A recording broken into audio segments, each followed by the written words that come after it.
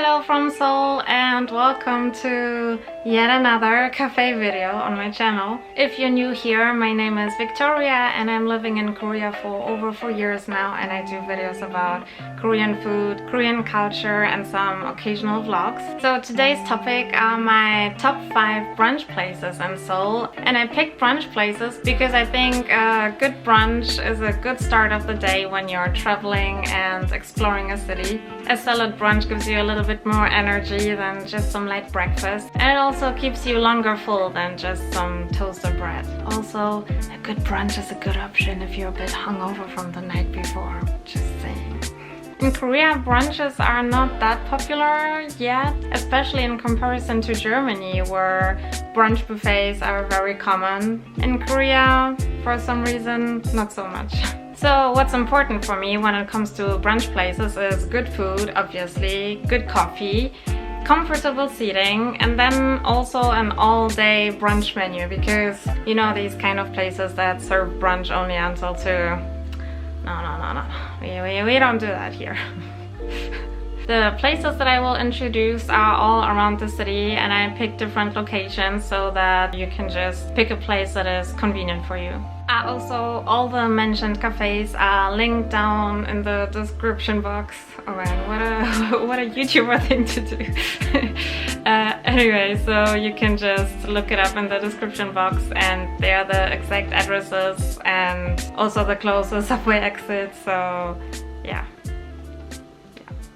that's it. Okay, so the first place is called Bim Bom, and it's in the Seongsu neighborhood. And Seongsu is a really nice area for hanging out because they have a bunch of cafes and restaurants and small shops, and it's also close to the river and Seoul Forest, which is actually more like a park. The most popular menu at Cafe Bim Bom is their brunch tasting, where you get 3 plates with 4 different dishes to try. It's for 2 people and also includes 2 drinks. Okay. Go ahead then. The food was very tasty, although the portions were a little bit on the smaller side. And the menu was also a little bit misleading because the crab is actually a galette. But whatever. Let me guess you don't like it because there is no whipped cream. Can I have the last one? Go ahead. Thanks.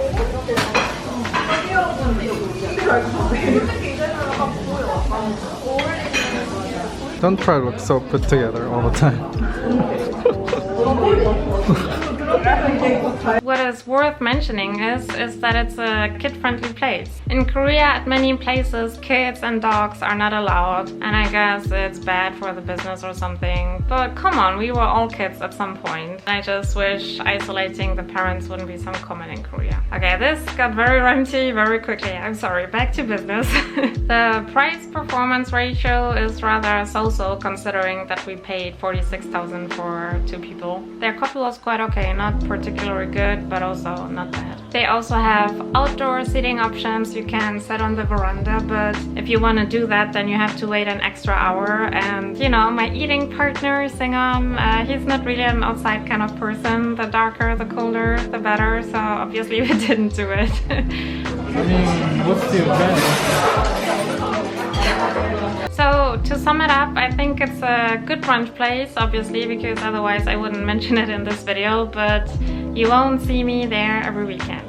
And by the way, if you're already in the area, I can highly recommend you Cafe Onion. I mentioned that in another video if you want to check it out.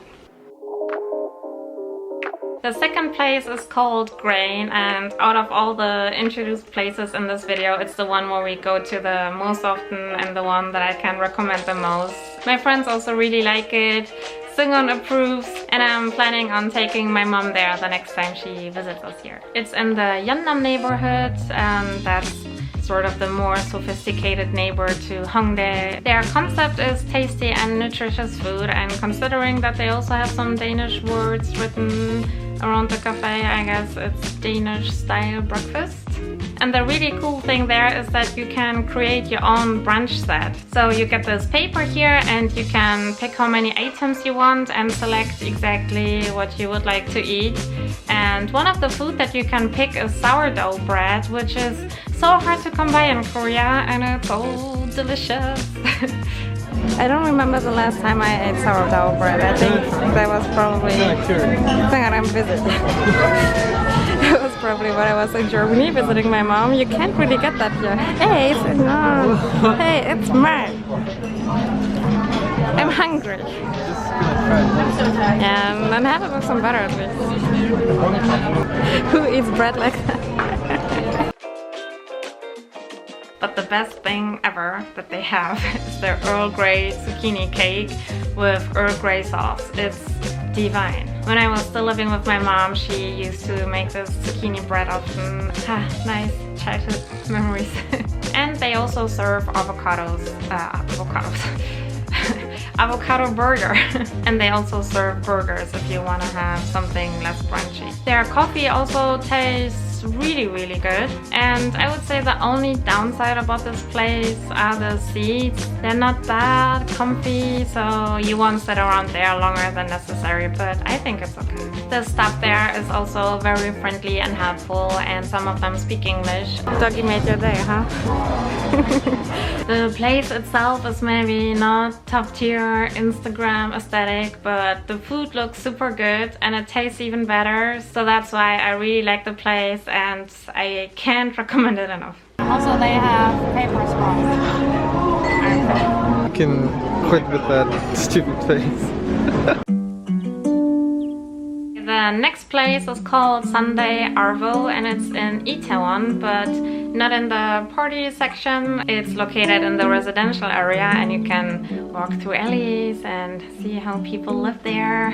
I think it's really interesting. I guess that sounds creepy. Anyway, back to the topic. So this cafe serves Aussie-style brunch. They offer sandwiches and a variety of eggs Benedict, and they also have a monthly special, which I think is really cool. So you get your monthly special egg Benedict or sandwich. You're welcome.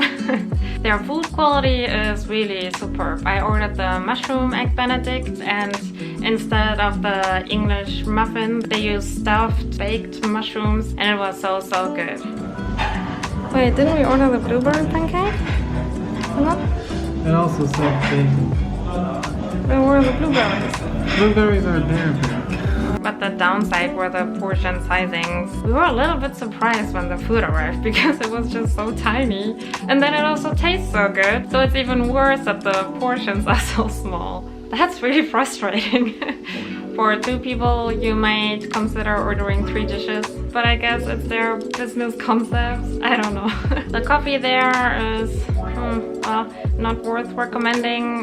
Their dirty chai was quite nice. I mean, you don't go there for the coffee. They have comfortable seats, and we're playing some subtle jazz in the background. If my date would take me there, I would be very delighted. And since the cafe is on a mountain, it also has a beautiful view, and the interior is very laid back and unpretentious, so I felt very welcomed and comfortable there. Next time I want to try the shrimp Benedict there, or the salmon rucola sandwich. There's also no latte art. And I'm not saying that because I'm a coffee snob, but just because Seoul has like so many amazing, awesome cafes. I mean, you agree, right? Yeah, well. Alright, let's go. The next cafe is called Caféeibl, and it's located in the Sinsa area in Apgujeong. Sinsa is one of the stylish neighborhoods in Gangnam. They have many boutiques and vintage shops, and they have cool Korean fashion and beauty and flagship stores, designer stores. And this cafe is a good spot if you wanna explore Garosu-gil, which is like the main street in that trendy neighborhood. This cafe actually was recommended by my dear friend Rachel, and I totally see why she likes the place. Their concept is farm to table, and apparently most of the ingredients come from the owner's own garden. They have many Italian-inspired dishes like paninis, risotto and pasta, but also salads, smoothies, cakes, and they even have tteokbokki. I mean, their selection was really nice. Well, what am I filming here though? Huh? What am I filming here though? Yeah, so you're done with filming finally? The food will get cold. Our food tasted very, very good. The only downside was that the grapes were not fresh, and expecting fresh ingredients, I don't think that's too much for 16,500 won. Man, you're hardcore. It was already so sweet. Anyway. Wasn't so sweet. I just saw this.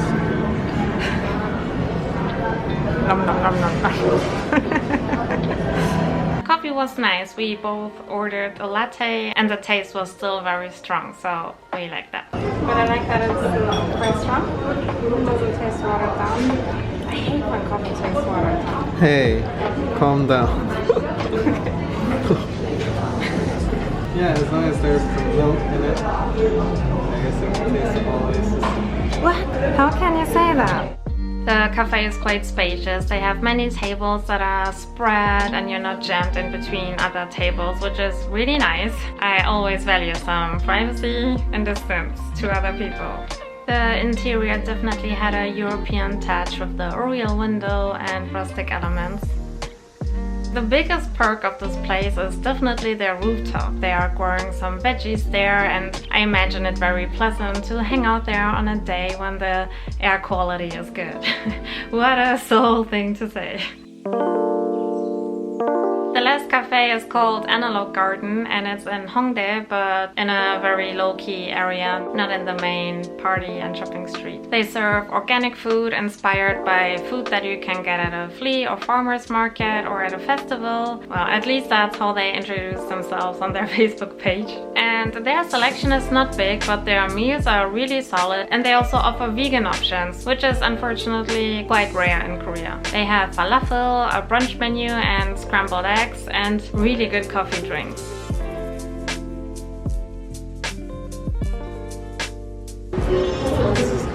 Oh, really? If you like it more, we can change. Because I'm so nice, you know? Their food is very comforting. For me, everything was on point. The taste, the texture, the fresh ingredients, the amount of condiments. The day we went there and I filmed, we were both a little bit hungover from the night before. And the food definitely brought us back to life. Whatever yours is, I think it's great. I'm glad you like what you picked, Sangha. There are different sauces and it tastes really delicious. You can also wrap it in this. I was basically just explaining how to do it, but yeah.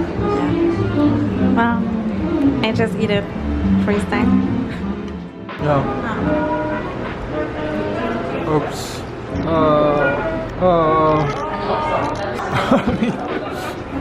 What is... Drink-wise, I can highly recommend their coconut shower and the dirty chai. It was just super delicious. In the background, they were playing ambient jazz and the overall atmosphere there was very chill and relaxed. For Singon and me, the portion size could always be just a little bit bigger. You know, that way we always have some space left for cake, which is not bad, right? Analog Garden is a cafe where you instantly feel very comfortable and welcomed. The owner seemed very friendly and they also had the cutest little precious whippet there. And I think at some point maybe the owner's parents or someone that the doggy knew visited and they were feeding the dog some treats. Just seeing that really made my day. It was so cute. So yeah, I can recommend this cafe. Obviously it's in this video and Singon already asked when we will go there again and I think that speaks for itself.